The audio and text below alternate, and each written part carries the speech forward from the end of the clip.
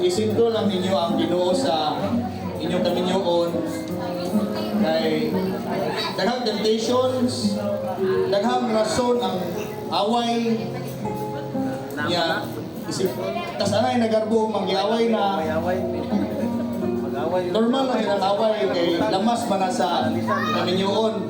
Unya sige mo mag-away, paubsa na din yung garbo. Kay usap po na wala na o reflection ba? Isig adasanay mo ba? Isig sinagtanay. Para mabuhat na ninyo is isinto ang Ginoo sa kaminyoon.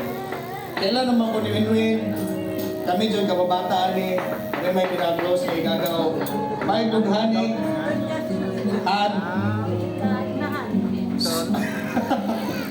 good luck sa inyo kaminyoon and i-pray na mo lang, pray mo ninyo nga tagaan mo grasya kung sa Ginoo pagkabata mo. Salamat! Salamat. Lord, congrats.